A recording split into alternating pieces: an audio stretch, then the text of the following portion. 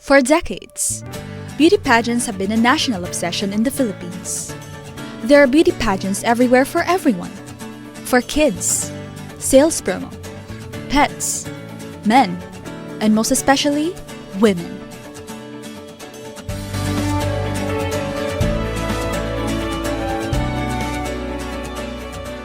But beyond the glitz and glamour of women's pageantry, trans pageantry in the Philippines has also become more popular. Despite having controversies and less traction, the rise of local trans pageantries points to a growing acceptance. Among the countless contestants that have brought themselves into the limelight, Rian Calza has walked the stage, claimed her title, and redefined what it means to be a queen. Mabuhay Madayaw, this is Rian Bukaw Calza, your Reyna ng Davao 2024. Growing up, actually, I never dreamed of becoming a beauty queen, nor did I envision myself to be part of this industry. However, I dreamed of making an impact. May it be in advocacy, leadership, or even representation. So that's why I took Bachelor of Arts major in Political Science as my preparatory to law because I wanted to become an attorney or a lawyer, and I wanted to represent my community, the rainbow community, to be seen, to be heard, and most importantly, to be recognized. And I dreamed of having a society where discrimination has no place. A typical day of me, it's just a simple balance of academics, advocacy works, and personal growth. So every single day when I woke up, I always prepare with me my academic workloads, at the same time doing my deliverables done as a president of the official and lone student advocacy organization of ADDO for LGBTQIA+ advocates, which is Ateneo Libulan Circle.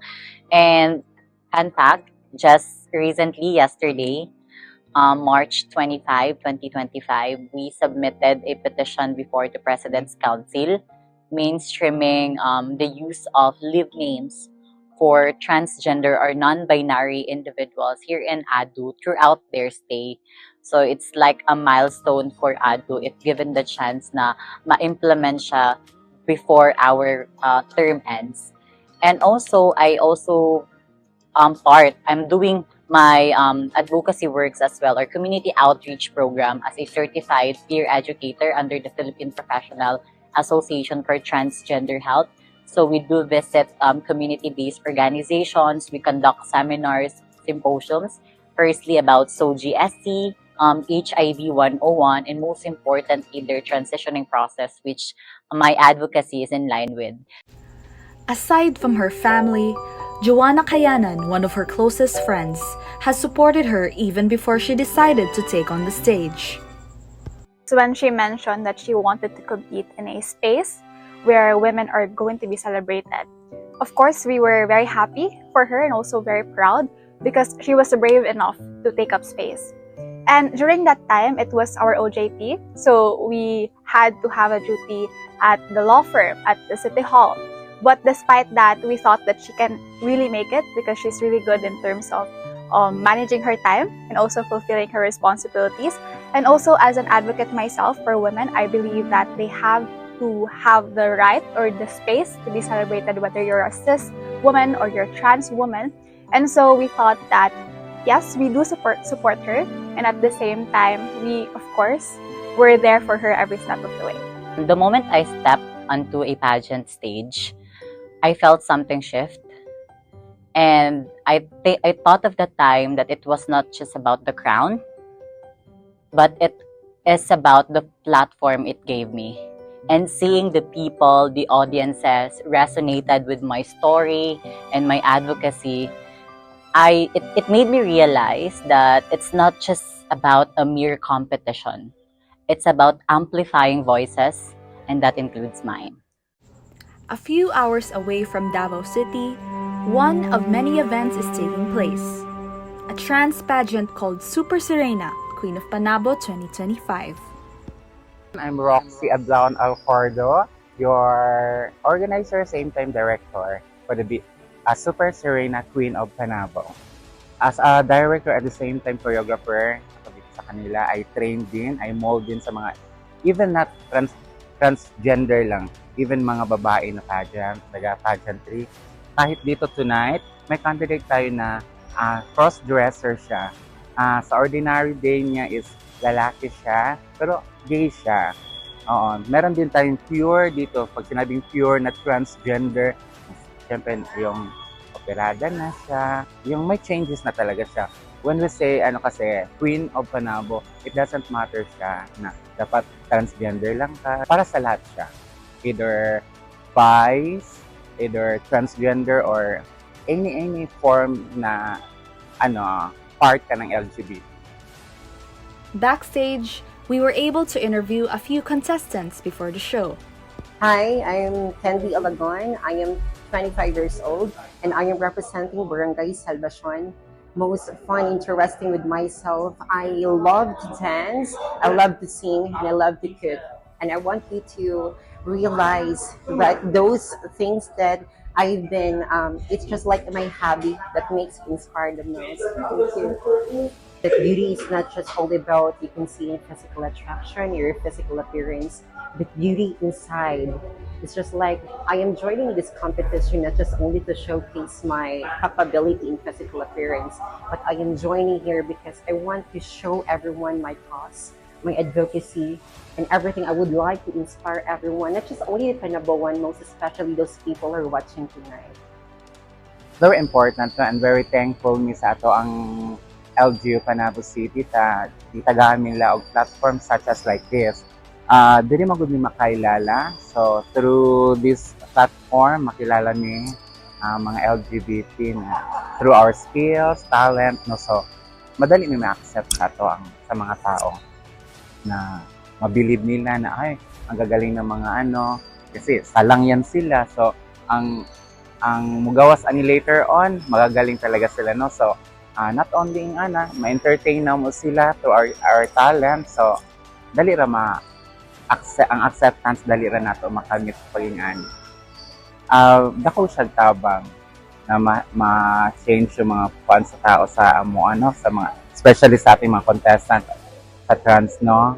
Yung klase na platform dili nato makaila kung unsa jud ang trans, unsa jud ang drag queens, ma-change nato na naayong din sila, magka-idea sila na yung other side na mo, diri na mo magud ma-share, diri na mo ma-showcase. Siguro, diha magkaroon ng idea ang atong mga audience na dili pa kay kuan sa mo open sa mo. So, through this platform, magkaroon din ng idea na ganito pala. So my name is Chita Habi. I am 27 years old from Dato Abdul Daja. So one thing that is interesting about myself is that I am a starting fashion designer and I'm making a name in Panabo City as one of the youngest fashion designers.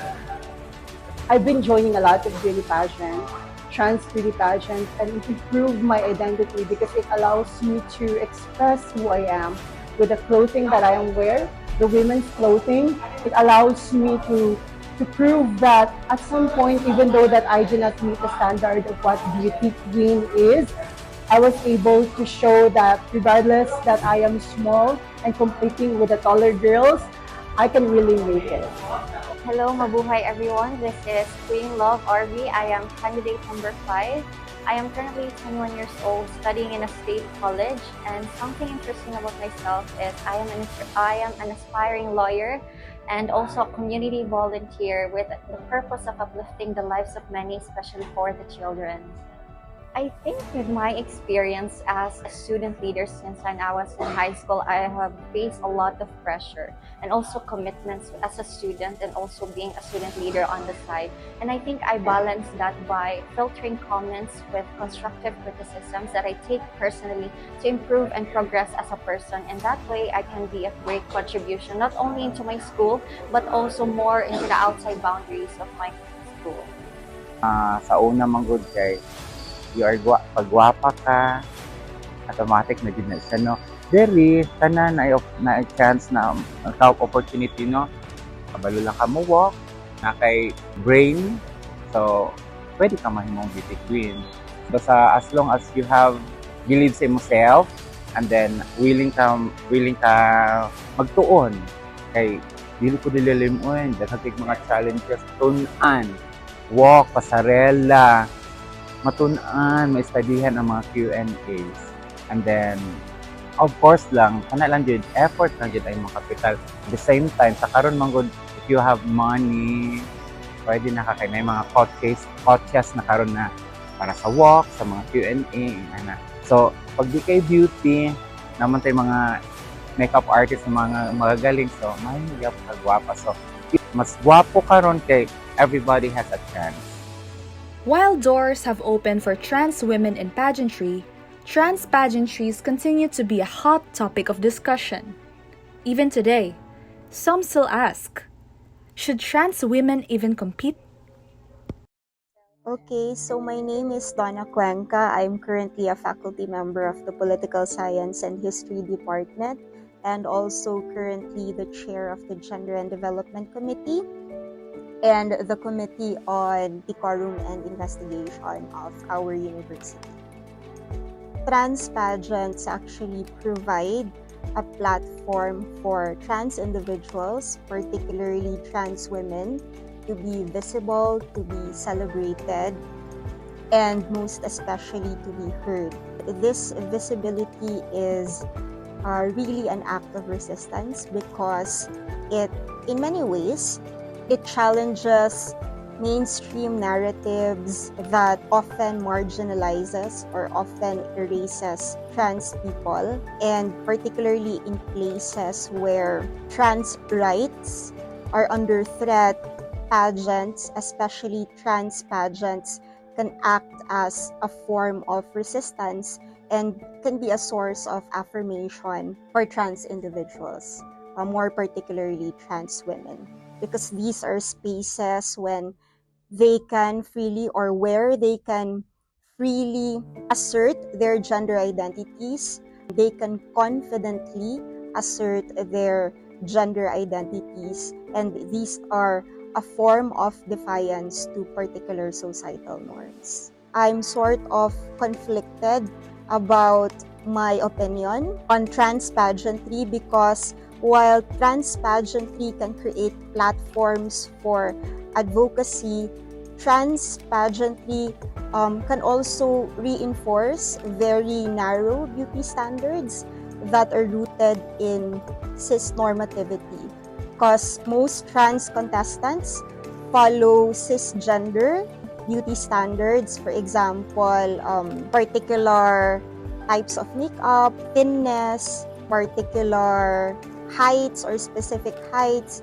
These are all reinforcing beauty standards that are rooted in cis-normativity.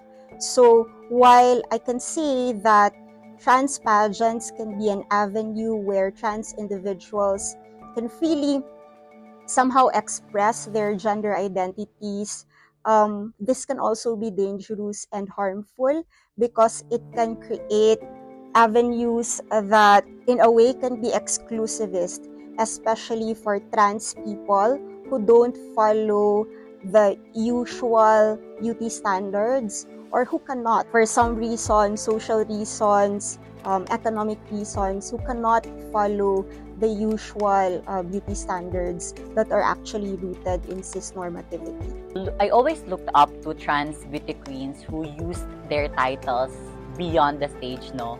So there are several of them. Firstly, if you know Trixie Maristella, a former Miss International Queen, she represented the Philippines and won the crown. I loved her advocacy because she is a champion of LGBTQIA+ rights, and she even campaigned for a healthy transitioning process, which is the gender-affirming hormone therapy. So I really love that aspect of her. Secondly is Angela Ponce, the first ever transgender woman who represented Spain in Miss Universe pageant. I really loved and admired her courage, her bravery to be part of that platform. And I just felt sad because she was discriminated, She was misinterpreted as well na nga nung mag-join man na maging Miss International Queen, which is a trans pageant intended for the trans community. I'm Haji Balahadia. I'm a full-time faculty of the Psychology Department and a shared faculty of the Sociology Department. I've been teaching at the university in the last 23 years. I'm teaching social psychology, also Filipino psychology. And so when we talk of beauty pageants, they only take into account the bifurcated understanding of gender, which is basically mostly dependent on or based on a heteronormative cisgendered understanding of what we call gender. So beauty pageants, of course, popularized most of the time by heteronormative cisgendered and of course the neoliberal capitalist economy, and therefore it becomes also an instrument and a weapon against gender minorities and sexual minorities, as they not only legitimize but they also privilege the gender stereotypes differentiated by heteronormative cis population. The transgenders, particularly, are mostly represented in the media as basically inferior. They are mostly an object of ridicule and mockery, no? And in that context, the media also plays a very central role in perpetuating this representation.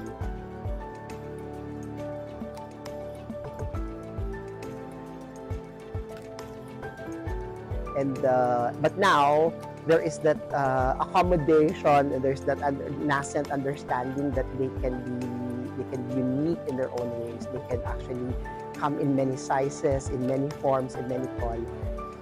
I come from the social psychological perspective. I would say that there are some transgenders who find the beauty pageant industry, no, or the beauty pageant ecosystem as a form also of reclaiming themselves. So while the beauty contestant is in that particular space, personally, she's also engaged in a whole social process. No?